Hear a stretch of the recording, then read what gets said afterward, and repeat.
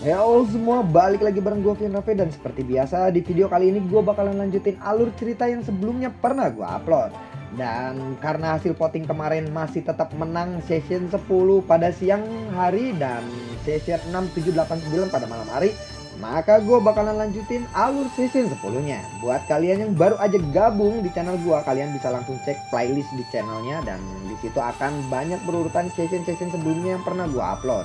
Jadi tanpa banyak basa-basi lagi, yuk kita langsung cek di shop aja alur ceritanya.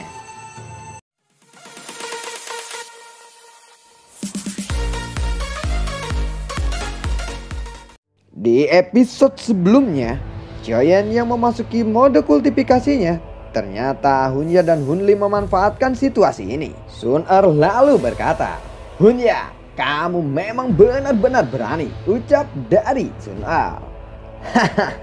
Apa yang harus aku takuti? Statusmu tidak menimbulkan penghalang sedikit pun bagiku. Sebenarnya aku ingin tahu keributan seperti apa yang akan terjadi di dalam klanku jika kamu, anggota seseorang klan dengan garis keturunan ilahi, mengalami tragedi yang buruk saat ini, ucap dari Hunya. Dengan kemampuanmu itu, ucap dari Sun-er, aku tahu akan sulit untuk berurusan denganmu. Oleh karena itu, targetku kali ini bukanlah kamu, tetapi dia, ucap dari Hunya, dan jarinya menunjuk ke arah Choyen. Sebenarnya sudah 1 bulan yang lalu aku merasakan kalian berdua melalui mata spiritualku, tetapi aku tidak menemukan peluang bagus untuk menyerangmu. Untungnya kesempatan seperti ini akhirnya tiba, ucap dari Hunya. Mendengar kata-kata dari Hunya, Sun-er lalu berkata, "Silakan, kamu bisa mencobanya sekarang," ucap dari Sun-er. "Baiklah, aku akan melakukannya sesuai dengan keinginanmu. Hunli, ayo kita serang bersama-sama dan bunuh dia," ucap dari Hunya. "Baiklah," ucap dari Hunli. Sepertinya Nona Sun-er pernah mendengar tentang Hunli, bukan? Haha, cukup banyak ahli dari klan Gu telah mati di tangannya selama perkelahian tersembunyi antara klan Gu dan klan Hun selama bertahun-tahun ini, ucap dari Hunya.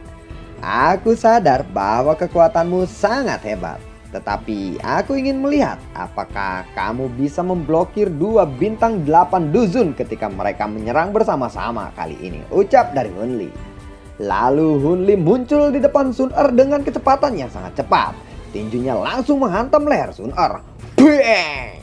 Tinju dan telapak tangan bertabrakan. Tubuh Hunli terhempas 2 langkah ke belakang.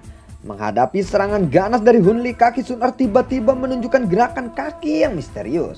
Berkali-kali Hunli mencoba menyerang Sun-er, tetapi Sun-er selalu bisa menahannya.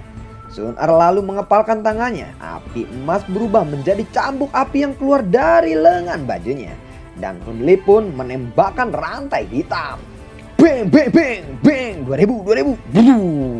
Suara ledakan yang dahsyat terjadi saat keduanya bertabrakan. "Kamu memang layak menjadi seseorang yang memiliki garis keturunan dewa," ucap dari Hunya. Seekor naga hitam besar melonjak keluar. Naga ini dengan kejam menyerang Sun-er.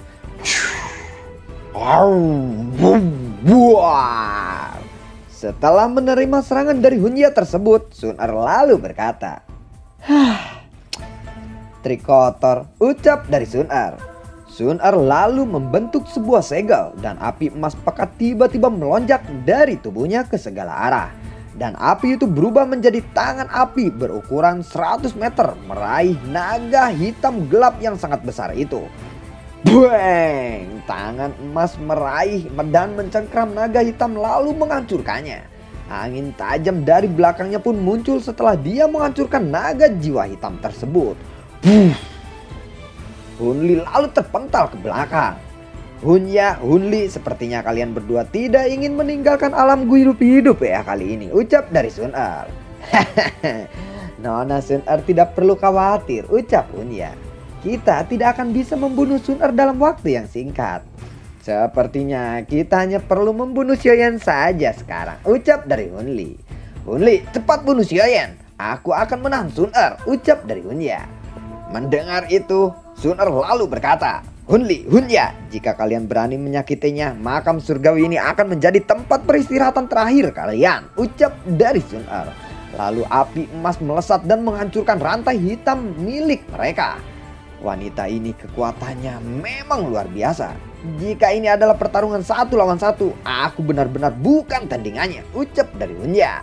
Sementara Sun Er dan Hunya bertarung, Hun Li dengan cepat bergegas ke batu besar tempat Xiaoyan sedang berlatih saat ini. Tindakan Hun Li lalu disadari oleh Sun Er. Lalu tombak emas panjang yang mengandung energi menakutkan tiba-tiba melesat keluar tanpa ampun menembak Hunya. Tetapi serangan Sun Er kurang cepat. Tinju Hun Li menghantam kepala Xiaoyan tanpa ragu-ragu.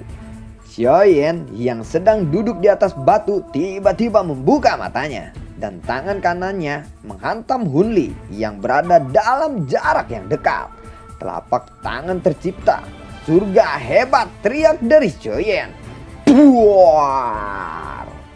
Bola cahaya hitam dengan cepat menyebar dari telapak tangan Xiaoyan. Dalam sekejap mata, tanpa ampun bertabrakan dengan Hun Li. Buar, buar! Dia memang layak menjadi ahli klan Hun, ucap dari Xiaoyan ketika melihat bahwa orang ini memblokir serangannya dengan cepat. Karena kalian sudah menyerang, bersiaplah untuk mati, ucap dari Sun Er. Sun Er yang melihat Xiaoyan yang telah membuka matanya, dia lalu menghela nafas panjang. Setelah melihat bahwa Xiaoyan baik-baik saja, lalu Sun Er menambahkan tombak api panjang dengan api emas menuju ke arah Hun Li. Pada saat ini Hun Li benar-benar kelelahan. Apalagi tubuhnya ada di udara, tidak mungkin baginya untuk menghindari serangannya. Oleh karena itu dia hanya bisa pasrah saat tombak emas dengan kejam menembak ke arah kepalanya. Buang! Buang! Ketika tombak emas hendak mendekati kepala Hun Li, tiba-tiba angin bertiup dan itu membuat tubuh Hun Li bergeser sedikit. Serangan Sun Er pun meleset tapi masih mengenai bahu dari Hun Li.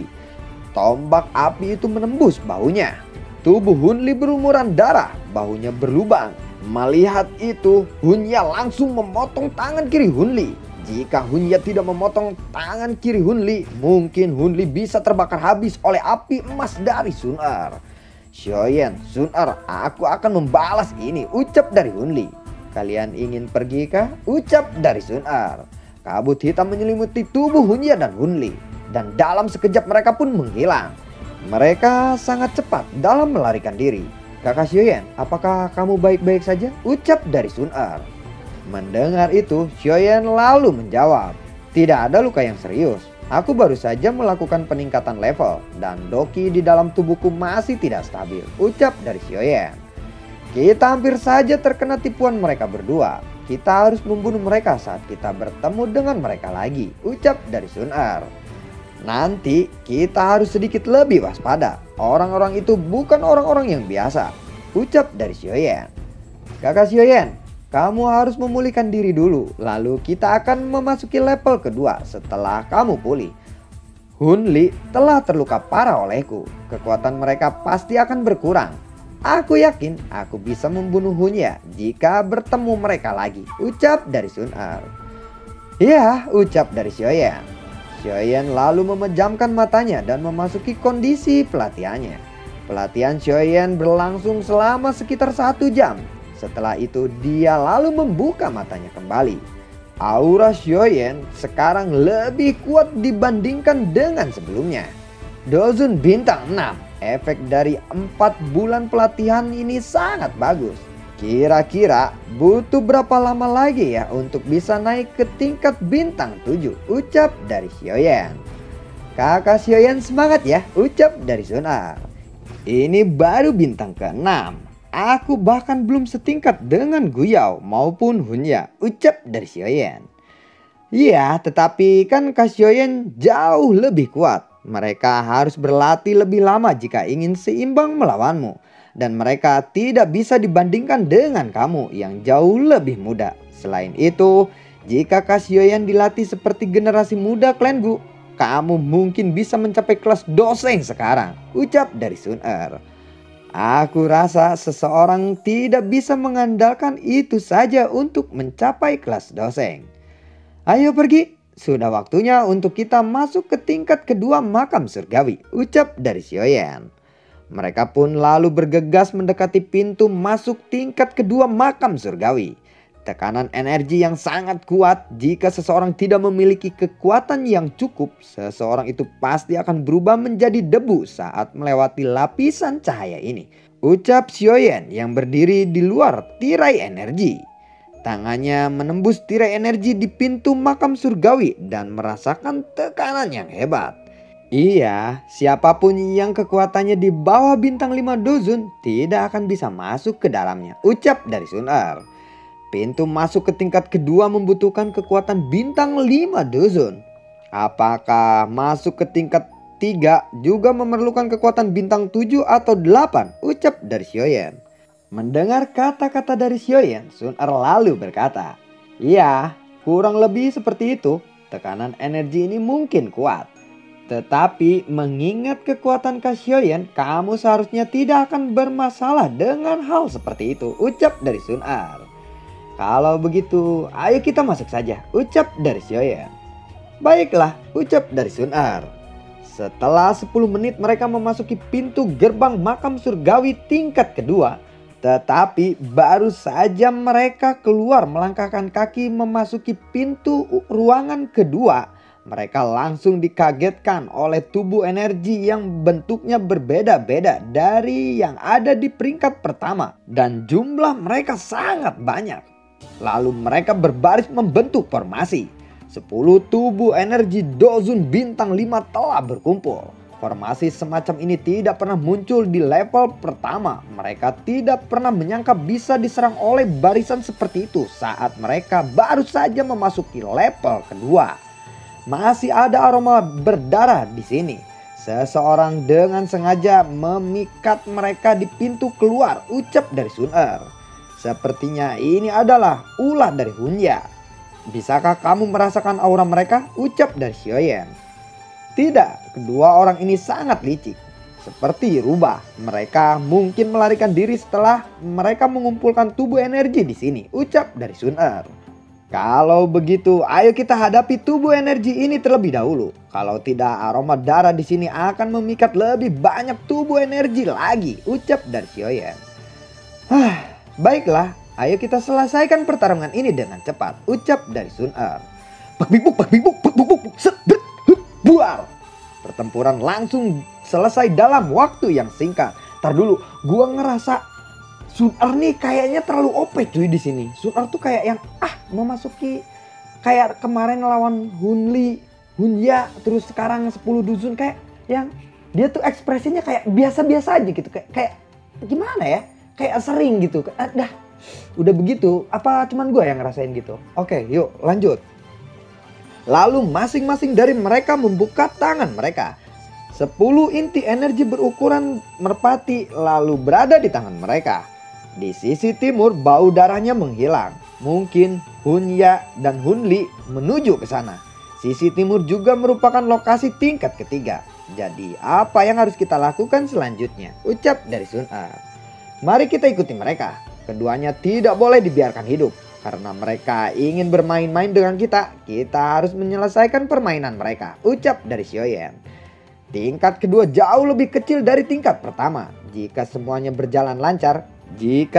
berjalan dengan lancar, kita akan mencapai pintu masuk ke tingkat 3 dalam waktu kurang dari setengah bulan, ucap dari Sun Er. Mendengar itu Xiaoyan lalu menjawab, "Baiklah kalau begitu, ayo kita pergi. Kita harus membagi inti energi ini secara merata dan menyerapnya di sepanjang perjalanan," ucap dari Xiaoyan. Sebelum mereka melangkah ada 2 sosok yang terbang dengan kecepatan cahaya dan mereka berhenti jauh di depan kelompok Xiaoyan. Mereka telah memasuki level kedua. Tubuh energi itu juga telah dihabisi oleh mereka, ucap dari Hunli. "Mari kita menuju ke tingkat ketiga terlebih dahulu dan mengabaikan mereka dulu. Kamu juga harus memulihkan diri dari lukamu itu. Jika tidak, kita tidak akan mampu menandingi mereka. Apalagi jika Xiaoyan dan Sun Er berkumpul dengan Gu Qing dan yang lainnya. Maka tidak ada harapan lagi untuk kita saat itu," ucap dari Hunya. Mendengar itu Hunli lalu berkata, "Baiklah kalau begitu, ayo kita pergi. Aku ingin melihat apakah mereka bisa mengikuti kita," ucap dari Hunya. Sementara itu di sepanjang perjalanan Xiaoyan dan Sun Er terus menghancurkan tubuh-tubuh energi yang tersembunyi di dalam kabut energi. Bang bang bang bang 2000. Mereka benar-benar menjengkelkan, ucap dari Sun Er. Cedera Hun Li mungkin sudah sembuh sekarang, ucap Xiaoyan. Sudah ada beberapa inti energi yang kita dapatkan sepanjang jalan di tingkat kedua ini, tanya dari Xiaoyan.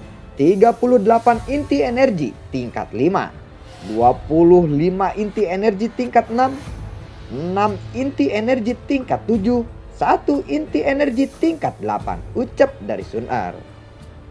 Sayangnya kita belum pernah bertemu dengan tubuh energi bintang 9 Dozun. Dengan kekuatanmu saat ini, hanya inti energi dengan tingkat seperti itu yang bisa berguna untukmu, Sun Er, ucap dari Xiaoyan. 5 hari lagi kita akan sampai mencapai titik ketiga. Makam leluhur klan Xiao Xuan seharusnya berada di sana, ucap dari Sun Er. Hari berganti hari, Xiaoyan dan Sun Er masih dalam perjalanan menuju tingkat 3 makam surgawi. Ada jejak tubuh energi bintang 8. Sepertinya Hun Ya dan Hun Li yang membunuhnya. Aku rasa Hun Li telah pulih sepenuhnya.